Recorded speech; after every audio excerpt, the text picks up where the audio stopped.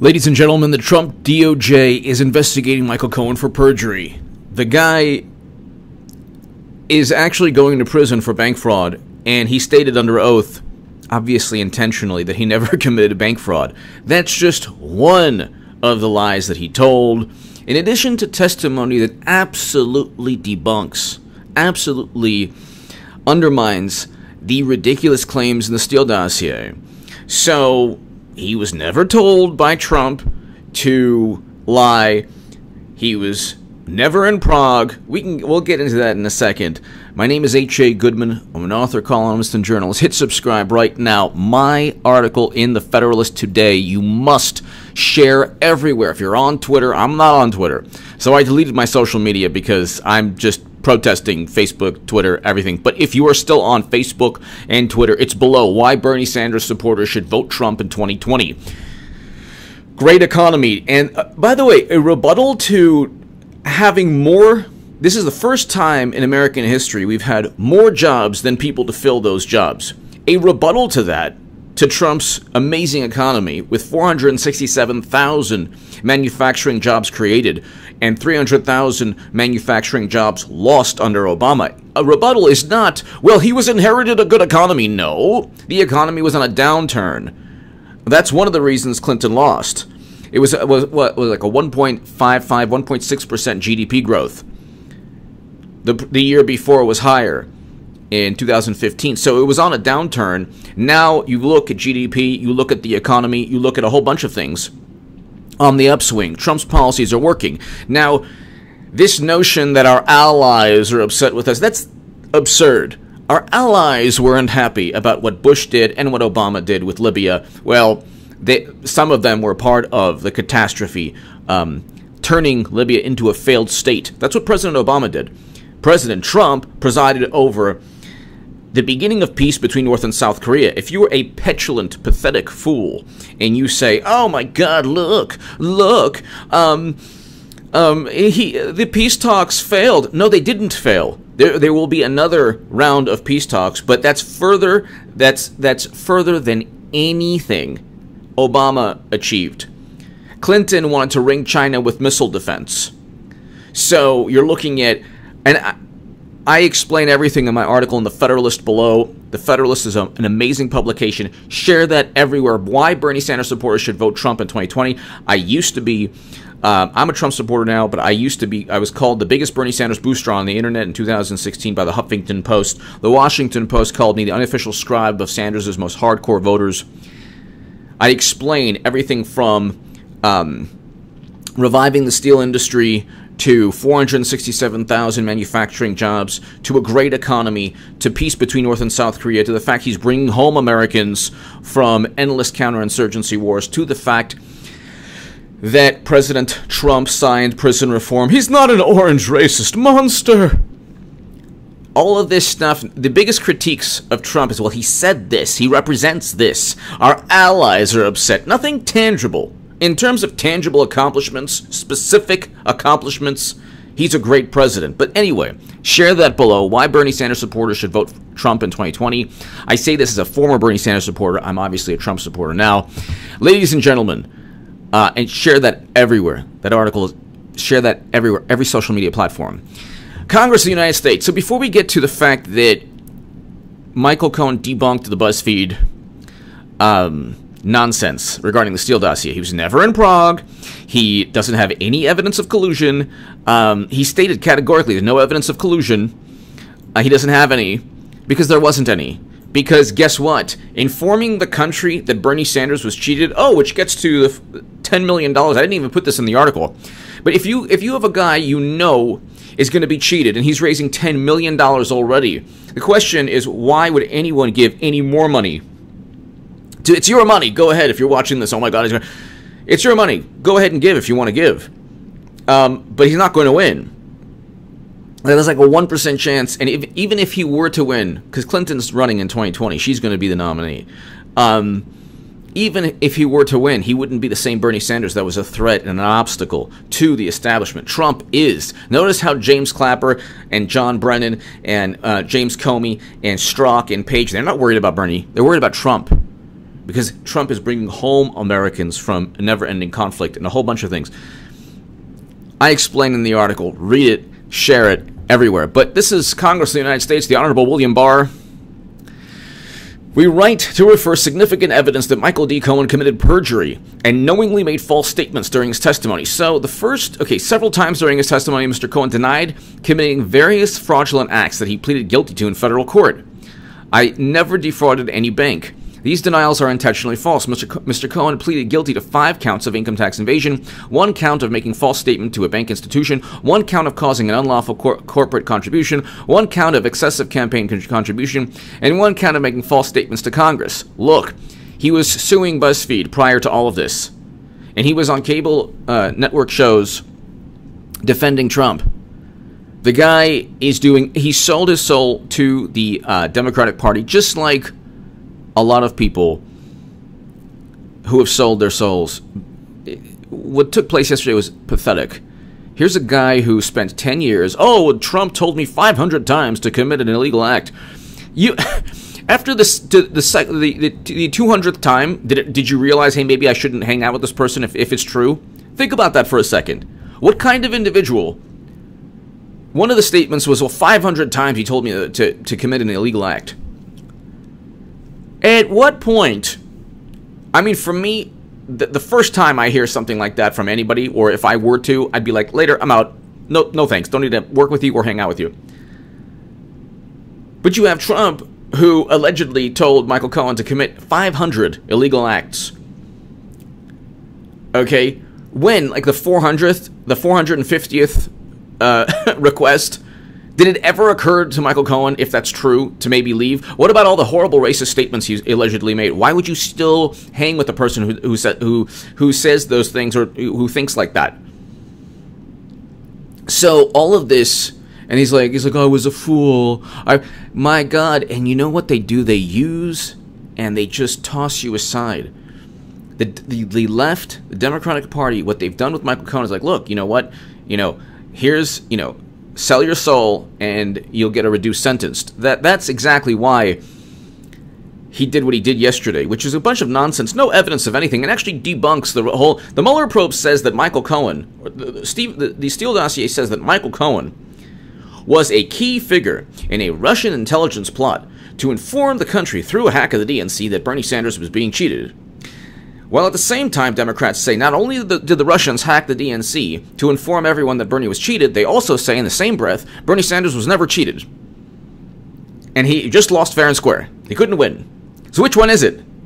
It's competing propaganda narratives. Which one is it? Was he cheated or was he given a fair... Of course he was cheated. And then they lost with Clinton, who's a criminal who will run again and lose again. Doesn't matter. They made a lot of money from Clinton. They'll make more money. Whether she gets indicted before or after the election in 2020, she will get indicted. She's committed too many crimes, and Lindsey Graham is investigating right now the email server transfer of top secret intelligence illegally and SAP intelligence outside the U.S. government into numerous servers. William Barr is going to begin FBI investigations of agents like Strzok.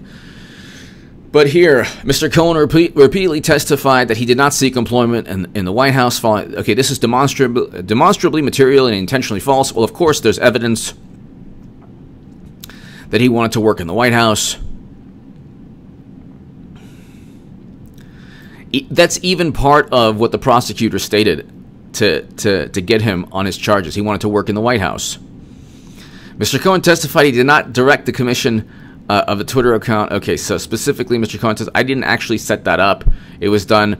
So then there's, Mr. Cohen signed his truth and testimony form submitted as attachment A, that he did not have any reportable contacts with foreign entities. So he was doing consulting, and that's the thing. Mr. Cohen's verbal testimony contradicts various aspects of his written statements. For instance, Mr. Cohen and then on Twitter you have one guy's like, I said, look, they even trying to say that he was saying he was a good lawyer. The attorney-client privilege has been completely shredded torn to shreds. But for instance, Mr. Cohen verbally testified that he was a good lawyer who understood the need to present his client with sound legal advice. Mr. Cohen contradicted his verbal testimony in his written statement by testifying that he made a payment, without bothering to consider whether that was improper. So, by the way, the campaign finance violations aren't campaign finance violations. Number one, you have to prove that it is intentionally, specifically for a campaign and no other use, like no personal use or no personal motive. Hillary Clinton funneling money through her law firm actually is a campaign finance violation. I wrote about this in the Daily Caller. Clinton actually did violate campaign finance laws. That's the difference, because you would never purchase a Steele dossier. You would never purchase a Steele. So, real quick, the DOJ is looking into perjury charges for Cohen, who sold his soul simply to reduce jail time or prison time, and he might very likely get more prison time. That's what happens when you sell your soul to the devil. But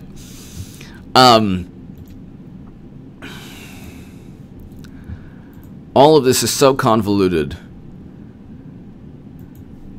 Okay, let's just get to 6 things we learned from Michael Cohen testimony today. This is a great article in the Federalist. Federalist is like a fantastic publication. This is my second article today in the Federalist. But this is a really interesting article. 6 things we learned from Michael Cohen's testimony. 1, Cohen absolutely obliterates key element of Steele dossier. Have you ever been to Prague? No, never in Prague. I've never been to Prague. Okay, that's what one of the main statements made. Cohen said Trump did not direct him to lie under oath. That was debunked first by Mueller, now by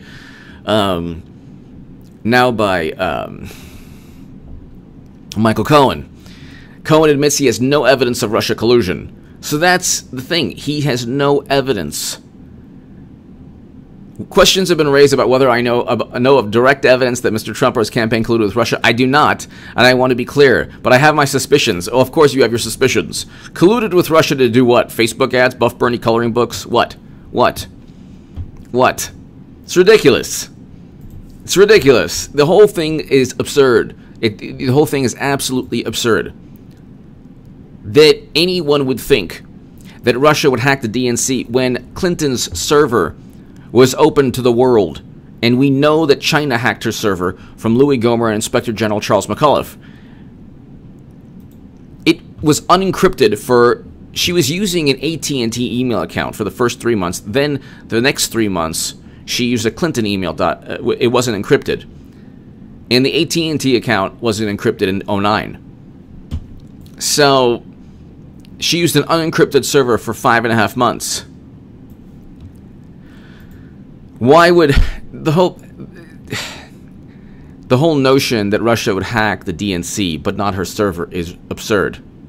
Okay. Then you get CrowdStrike. To give information to the United States government. They took pictures and images. They took the images and copies of DNC servers.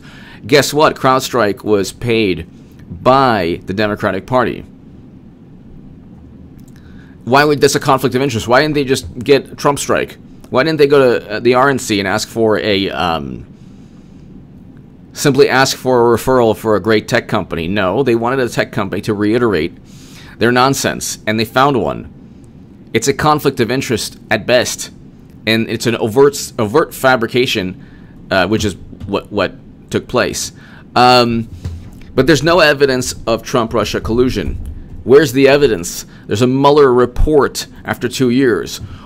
People were indicted based on nothing to do. Oh, look at the indictments. Well, could you imagine if you just asked Brian Pagliano if he was indicted under the Espionage Act because he actually transferred top secret intelligence outside the U.S., and he flipped and sang regarding Clinton paying him to transfer top secret and special access program intelligence. Uma Abedin, Clinton's fixer.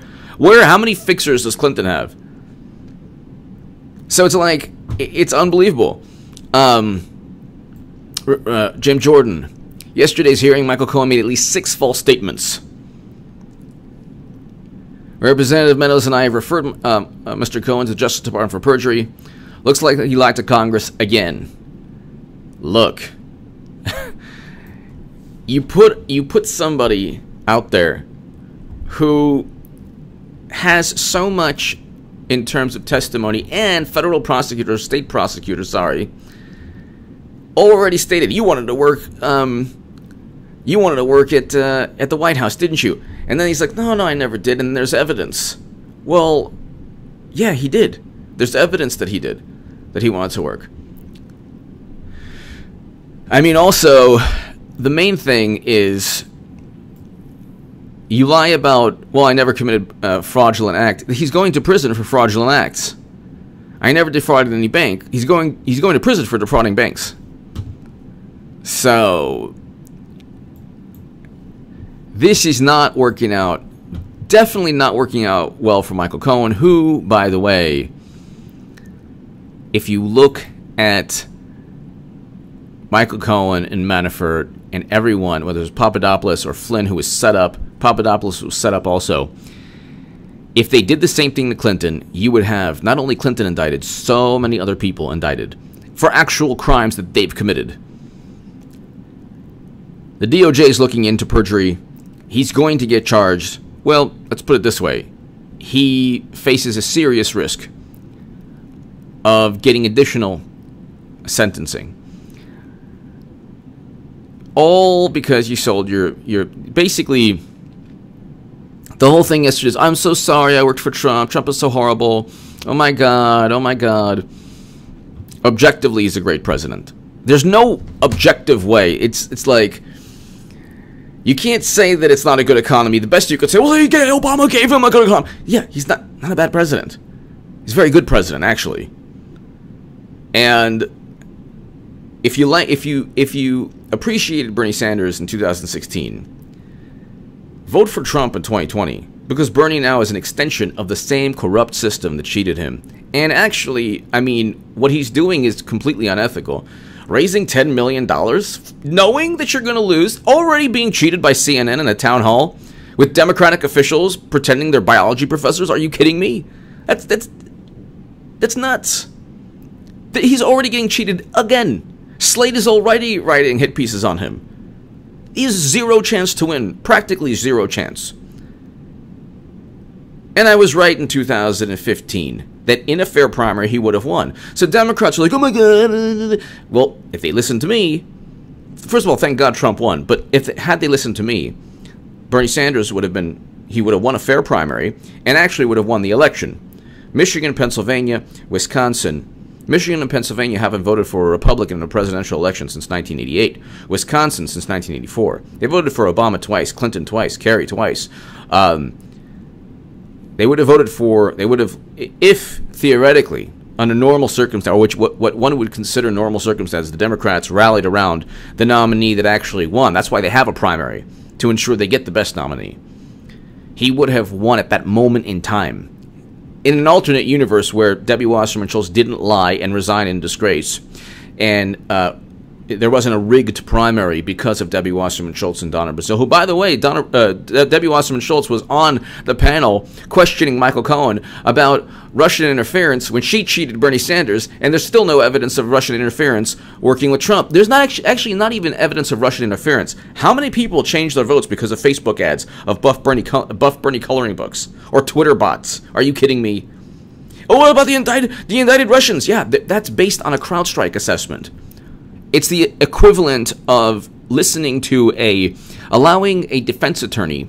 It's the equivalent of allowing a defense attorney to give the DA or to give the state fingerprints of a bank robber. Oh, well, my client is innocent, as you can see. We've taken the fingerprints. Anyway, hit subscribe right now. Definitely share my Federalist article below. Why Bernie Sanders supporters should vote Trump in 2020. Get that viral. And the best thing that could ever happen is if people use my name to disparage others. Not because I want anyone disparaged, but it just shows how pathetic these imbeciles and clowns are, who don't they don't really care about actual policy. They don't care about bringing home Americans from never-ending wars. They don't care about the First Step Act, signing criminal justice reform. They don't care about these things. They just, well, you know what? He says mean things, but Clinton said worse, but let's not talk about Clinton. Anyway, why Bernie Sanders supporters should vote Trump in 2020. Share that everywhere. Right now on Twitter, Facebook, wherever you're at. Thank you so very, very much. And hit subscribe to this channel. Thank you. Oh, my Second Amendment channel below. Well, just type in HA Second Amendment. New uploads all the time. One of the growing firearms and gun channel on YouTube. HA Second Amendment. Check it out. Thank you.